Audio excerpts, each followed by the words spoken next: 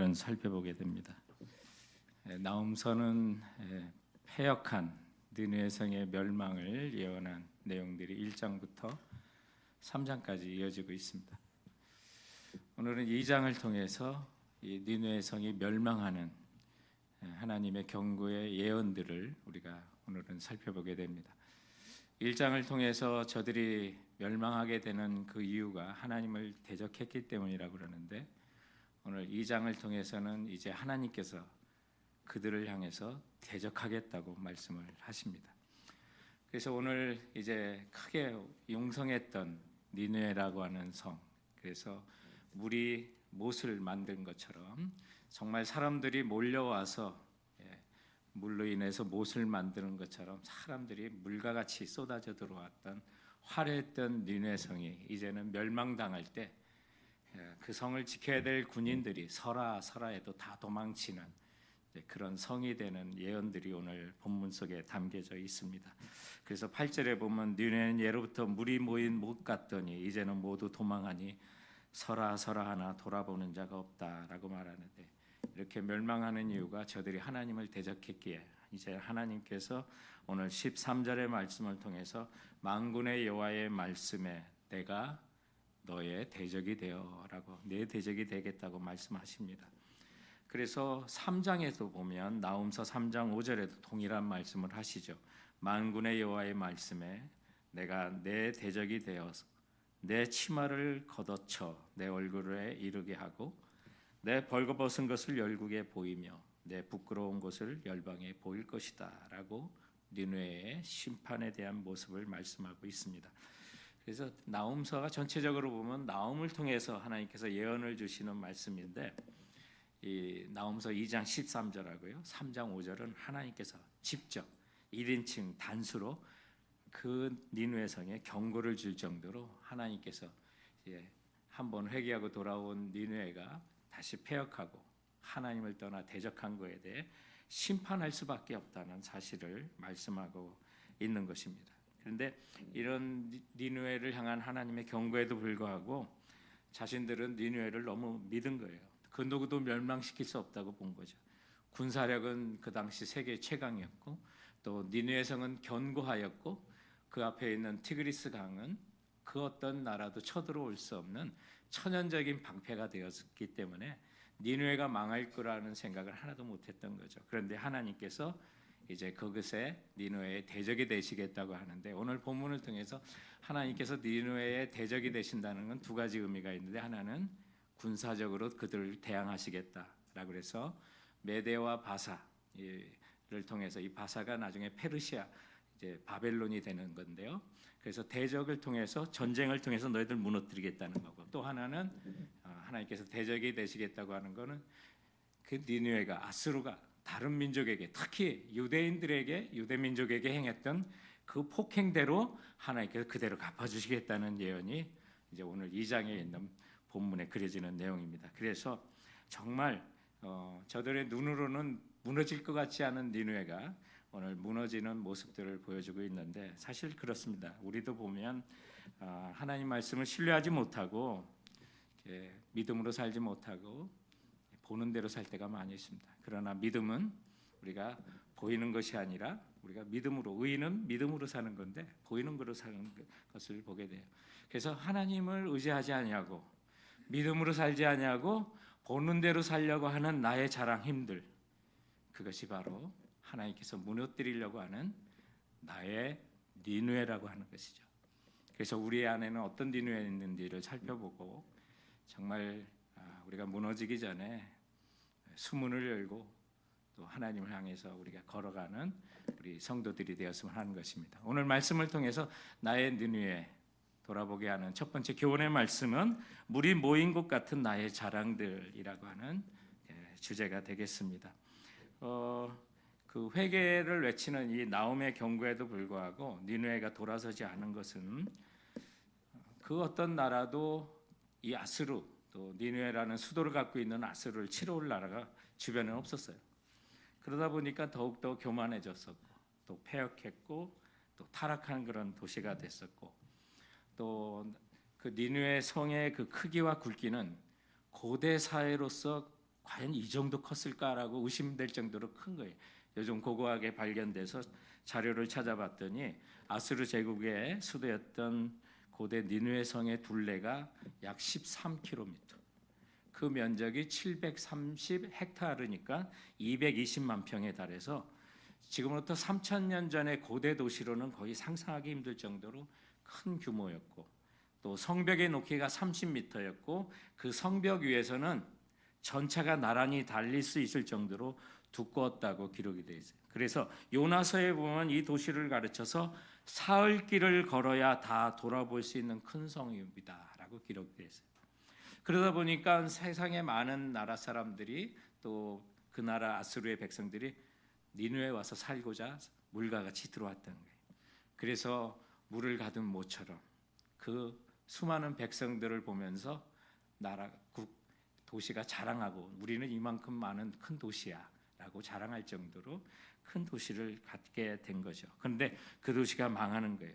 물이 모인 못 갔더니 이제 모두 도망하니 서라 서라 하는 자도 돌아보는 자가 없도다 라고 그래서 그들의 힘처럼 생각했던 그 니느웨 성, 그래서 니느웨 성을 상상하며 그렸던 그 당시 조감도예요. 근데 보면 그 앞에 티그리스 강이, 4대 문명이 일어났던 티그리스 강이 이렇게 흐르고 있어서 정말 니느웨 성을 침공한다는 것은 국력도 국력이지만 또 천혜적인 강이 앞에 가로막고 있어서 과연 이 니느웨 성을 무너뜨릴 수 있을까 상상을 할 수 없을 때 하나님께서 이 말씀을 주시는 거예요. 그런데 저들이 그토록 의지했던 물이 모인 못과 같은 그들의 자랑이 하나님께서 철저하게 무너뜨리신다는 것을 오늘 본문에는 말씀하고 있는데, 9절에 보면 은을 노력하라 금을 노력하라. 아수르 사람들이 사람들을 포로로 잡아갈 때 많은 재물을 뺏어왔어요.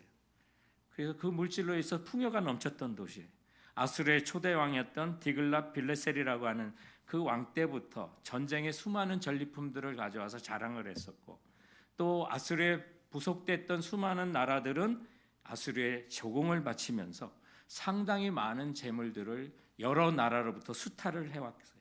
금과 은과 모였던 나라가 니느웨 성이었어요.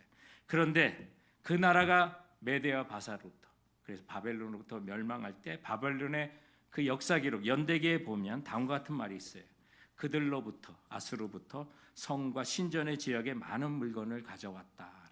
다 그렇게 빼앗기는 거예요. 그리고 7절에 보면 왕후가 벌거벗은 몸으로 슬피 우는도다. 하나님께서 아수르를 저지른 그대로 갚아주시는 거예요. 그래서 아수르는 여러 지역에 점령할 때 왕들을 끌어왔고 왕비들을 벗겨서 대고 방백과 백성들 모두 죽여 처절하게 잔인하게 그들을 심판하고 그 지도자들을 벌겨서 끌고 왔었는데, 이제는 아수르가 그와 같이 된다는 거예요. 왕비가 벌겨벗어 끌려가고 그의 신하들과 눈물로써 울고 통곡할 수 있는 그 나라로 만들어주겠다.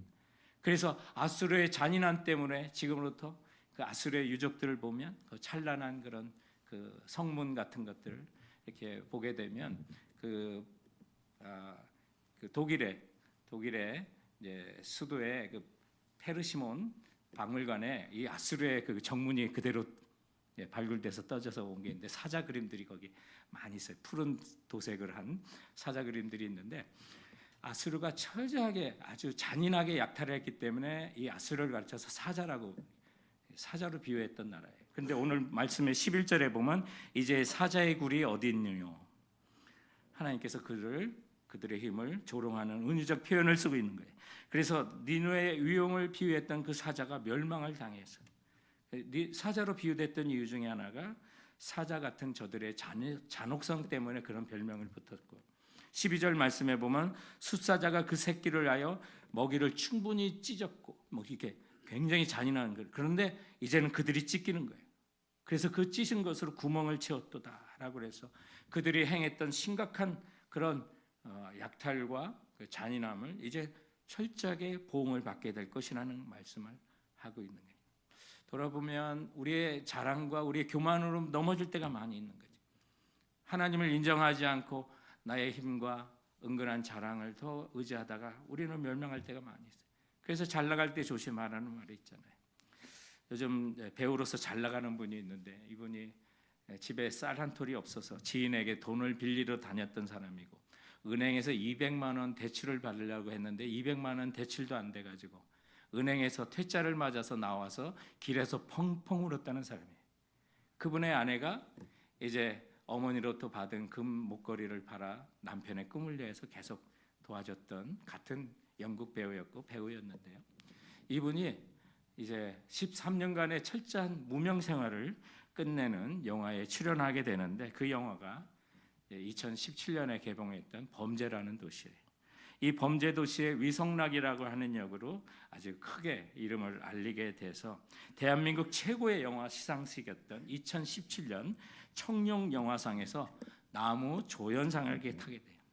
그때 시상식에 올라가서 했던 말이 아직도 회자가 되고 기억이 나는데, 아주 악한 역을 했지만 조선족의 그 역할을 해서 거기에 오랜 무명 생활을 마치는, 그래서 그 힘겨움 속에 눈물로 수상 소감을 했던 말이 있어요. 그리고 저 중국 사람 아닙니다, 한국 사람이다라고 했던 그런 인터뷰를 했었는데, 정말 온 국민이 함께 같이 울고 또 축하해줬던 그런 분위기였어요. 그래서 그가 상을 받아서 돌아올 때 그 남편을 맞이했던 그 아내 박보경이라고 하는 믿음이 아주 좋으신 그분이 아내였어요. 그래서 영국 배우로서 30만 원 월급을 받을 때에도 적자의 인생을 살면서도 11조를 철저히 했던 사람이고, 이 아내의 신앙과 믿음 때문에 바로 이 배우, 그분의 이름이 진선규라고 하는 배우인데, 이분이 예수 그리스도를 구세주로 영접하게 되는 일까지도 있어요. 그런데 그 아내가 이렇게 청룡영화상에 나무 조연상을 받아서 들어오는 그 늦은 밤에 첫 마디가 뭐였을까? 모두의 예상을 깨고 그의 아내가 한 말이 당신 정신 차려 라고 하는 말이었대. 이 짧은 이 호통, 비난은 아니었고 갑작스러운 인기와 칭찬에 마음이 흔들려 자만하지 않기를 바라는 아내의 조언이었어요. 반짝 스타가 아닌 오랫동안 사랑받는 진짜 배우로 남으라고 하는 아내의 깊은 사랑이자 아주 현실적인 조언을 했던 거예요. 이 묵직한 아내의 한마디 덕분에 그는 겸손을 잃지 않으려고 하는 명배우로서 지금도 아내를 따라 매일 1시간씩 기도하고 온다 그래요. 미래를 사는 교회라고 하는 그 교회의 집사 직분을 맡아서 이렇게 유명하게 이름이 알려진 이후에 더욱 겸손하고자 교회에서 하는 제자 훈련은 다 참여하면서 매일같이 아내와 함께 기도하며 그 유명세가 하나님께 쓰임 받고자 7년 전부터 술 담배를 딱 끊고 전도에 힘쓰고 있다고 새롭게 하소서라는 그 프로에서 간증을 했던 것을 저는 보았습니다. 사랑하는 성도 여러분, 그렇습니다. 여러분을 정말 힘을 주시고 능력 주신 데는 여러분 욕심대로 그것을 사용하라고 하나님께서 주신 것은 결코 아닙니다. 니느웨라고 하는 그 성, 정말 물이 모여드는 모처럼 자랑할 때가 있었지만, 그러나 그것은 자기 욕심대로 살았던 그 성, 하나님을 대적했을 때 그 성이 어떻게 무너지는지를 오늘 우리는 역사를 통해서 보고 있는 것입니다. 그러므로 나의 무너질 자랑이 무엇이 있는지, 남들은 알지 못하는 가운데 쌓아 올리는 정말 무너질 것 같지 않은 니느웨 성을 나는 쌓고 있는 것은 아닌지 우리 자신을 돌아봤으면 좋겠습니다. 그리고 하나님께서 내게 작은 힘이라도 작은 능력이라도 주셨다면 주님의 나라를 위해서 사용하기 원하신다는 것을 깨닫는 우리 성도들이 되시길 주님의 이름으로 축원드립니다. 오늘 말씀을 통해서 또 나의 니느웨를 돌아보게 하는데, 두 번째 교훈은 강들의 수문이 열려 무너진 니느웨라고 하는 것입니다. 오늘 이제 니느웨가 왜 무너졌을까? 강들의 수문이 열려서 무너집니다. 하나님께서는 이렇게 말씀하시고 그대로 그 역사 속에 그 예언을 펼쳐나가시는 것을 보게 되는데, 오늘 본문 2장 1절에도 보면 파괴하는 자가 너를 치러 올라왔나니 라고 해서 니느웨를 무너뜨리는 메대와 바사의 군대의 모습을 거기에 표현하고 있어요. 그리고 이 예언대로 이 예언이 있은 지 불과 한 30-40년 후에 이제 니느웨가 멸망을 실제적으로 하게 되는데, 바벨론이라고 하는 나라의 나보폴리샵이라고 하는 장군과 또 메대의 카카레스라고 하는 그런 또 지도자가 인도하는 연합군에 의해서 612년 기원전 612년에 니누에 성에 침입을 당하는데 그 모습이 이제 오늘 기록된 거예요. 그리고 니누에가 완전히 역사 속에 사라진 건 기원전 609년이라고 그래요. 그 뒤로부터 한 3년 정도 이 아수르가 그 이집트의 그 지원을 좀 받으면서 저항을 하면서 하란 전쟁과 카르케미스라고 하는 전쟁 속에 최후의 발악은 하지만 그러나 기원전 609년에 완전히 역사 속에 사라지는 그런 나라가 됩니다. 그래서 하나님께서는 이 메대와 바사, 이 바벨론을 통해서 하나님께서 패역한 또 하나님을 대적했던 니느웨를 멸망시키는 하나님의 예비하신 도구가 되는 것인데 이것을 이제 그리는 그림들이 좀 있는데 지금 보시는 그런 그림은 토마스 콜이라고 하는 이제 화가에 의해서 이게 파괴라고 하는 디스트릭션이라고 하는 그런 파괴의 그림을 이제 보이는 거예요. 그래서 니느웨가 함락되는데 수문들이 열리고 성이 무너지는 그 모습들을 기록하고 있는데 이제 붉은 옷을 입은 사람들이 오늘 이제 본문에 그 바벨론의 군대 방패가 색깔이 붉은 그리고 군복이 붉은색이에요. 그래서 오늘 3절과 4절에 보면 용사의 방패는 붉고 또 그들의 옷은 붉고 빠르기가 번개 같고 정말 감당할 수 없는 하나님께서 힘을 그 메대와 바사를 주셔서 느느웨를 멸망시키는 장면들이 나오고 5절에 보면 그들이 엎드러질 듯이 달려서 급히 성에 이르니 성을 무너뜨리기 위한 공성전의 모습을 이제 5절은 표현하고 있고요. 그래서 6절에 결정적으로 이 도시가 멸망하는 이유가 강들의 수문이 열리고 왕궁이 소멸하며 그래서 중요한 방어선이 붕괴되고 성의 중심부가 함락되는 모습을 그리고 있는데 여러분 이것이 모두가 가능할 것 같지 않는 시절에 주셨던 경고였어요. 하나님께 교만하며 대적했던 이 느느웨의 성 그들이 성이 무너질 것 같지 않았기 때문에 그런 교만했던 거예요. 그리고 그 성을 무너뜨릴 수 없던 건 그들의 군사력만이 아니라 천혜적인 자연적인 방어 요소 그 앞에 흐르고 있는 티그리스 강이라고 하는 그 강 때문에 자기들은 멸망당하지 않을 거라고 생각했어요. 그런데 역사에 유례없는 홍수가 나요. 그래서 모든 수문들이 터지고 그래서 성들이 경고했던 성의 일부가 터져 나오면서 메대 바사의 침입의 경로가 되기 시작한 거예요. 그래서 무너진 게 니느웨 성이에요. 정말 하나님께서는 철저하게 하나님을 대적한 결과로 그들이 그토록 믿었던 수문을 갖고 못을 갖고 강을 통해서 우리를 대적할 나라가 없고 군대가 없을 거라고 생각했지만 그들의 자랑 때문에 철저하게 무너지는 거예요. 사랑하는 성도 여러분, 우리에게 하나님께서 힘을 주신 것은 그것을 취하고 자랑하라고 주시는 거 아니에요. 사자처럼 욕심을 부리라고 주신 거 아니에요. 그것을 통하여 하나님께서 선용하라고 주신 거고 우리가 힘이 있다면 하나님의 나라와 영광을 위하여 사용할 줄 아는 겸손함이 우리에게 있어야 하는 거예요. 이 말씀이 니느웨가 멸망하는 것을 보면서 주신 게 결코 아니라는 거예요. 아수르가 세계에서 가장 나라일 때 이 말씀을 주셨고 망함의 징조가 전혀 보이지 않을 때 주님께서는 이 말씀을 하셨다는 것을 기억하시기 바라요. 오늘날 우리가 미국이 망할 것 같지 않고요.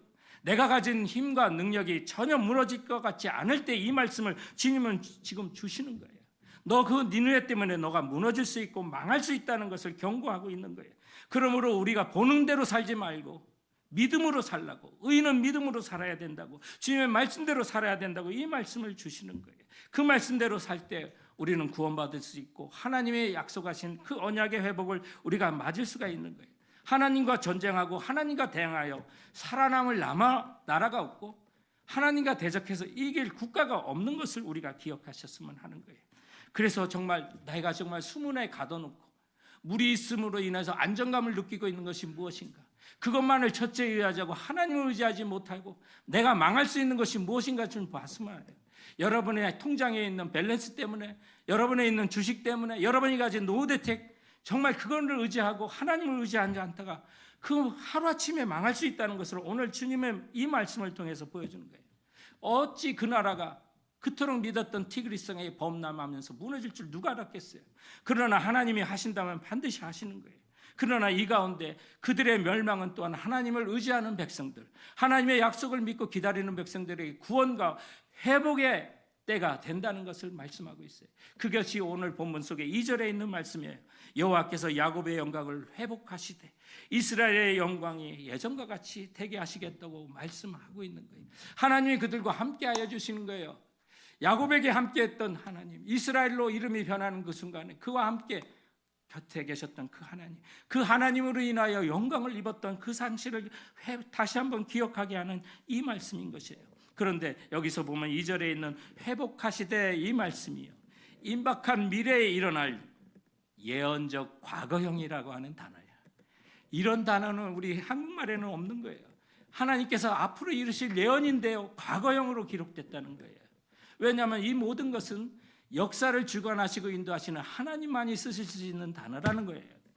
주님은 역사를 주관하시고 이 나라를 움직이시고 모든 것을 만물을 주님의 발 아래 두시고 운행하시기 때문에 장차 일어날 미래지만 과거로 쓸 수 있는 거예요. 반드시 일어날 수 있다는 말씀으로 오늘 이 본문 말씀을 하고 있는 거예요. 그러므로 오늘 이 아수르의 위협 속에 풍전등화 같은 위협을 당한 유다 백성에게는 이 약속이 얼마나 힘이 됐을까를 생각했어요. 자기들은 힘이 없고 아수르는 너무 강해서 사자같이 자기를 정말 물으려고 찾아오는, 찢으려고 다가오는 그 대적 앞에 두려움에 떨고 있는 유다에게 야곱의 영광을 회복시켜 주시고 이스라엘의 영광을 다시 회복시켜 주시는 이 말씀, 그들이 믿을 수 있던 건 자기들의 힘이 아니에요, 능력이 아니에요, 예루살렘의 성이 아니에요. 이런 상황에 믿을 수 있는 건 하나님의 예언의 말씀이에요. 주님의 능력의 말씀만을 믿었다는 거예요. 사랑하는 성도 여러분, 때로는 여러분을 주님께서 낮추시고 굶주리게 하시고 고통당하게 하시는 이유가 뭐예요? 그것은 세상을 보는 대로 살지 말고 하나님 말씀을 믿고 살라고 하는 거 아니겠어요? 그래서 하나님께서는 신명기 8장 3절에 이런 말씀을 그 백성에게 하시고 오늘 우리에게 하시는 거예요. 너를 낮추시며 너를 줄이게 하시며 또 너도 알지 못하면 내 조상들도 알지 못하던 만나를 내게 먹이신 것은 사람이 떡으로만 사는 것이 아니요 여호와의 입에서 나오는 모든 말씀으로 사는 줄을 내가 알게 하려 하심이라. 사랑하는 성도 여러분, 여러분이 하나님을 의지하지 않냐고 수문을 닫아놓고 모았던 물과 같은 의지하는 것이 무엇이 있는지를 한번 다시 바라보시면서 이 시간 그 수문을 열었으면 좋겠어요. 니느웨를 우리가 먼저 문을 열었으면 좋겠어요. 그리고 그 안에 주님이 찾아오셔서 좌정하여 주인이 되시기를 여러분 간절히 간구하는 이 시간이 되었으면 하는 거예요. 나를 사랑하사 자신을 십자가에 주신 예수님, 그분이 다시 한번 주인으로 좌정하시고 세상을 이기신 그분을 다시 한번 믿고 나가며 주님의 언약의 말씀, 야곱의 영광을 회복시켜 주시고 이스라엘의 영광을 예전과 같이 회복시켜 주겠다는 그 주님의 이미 성취한 것처럼 말씀하시는 예언적 말씀을 여러분의 가슴속에 담고 다시 한번 말씀으로 살아 일어나시는 우리 모두가 되기를 주님의 이름으로 축원드립니다. 눈을 감고 조용히 한번 생각해 봅시다.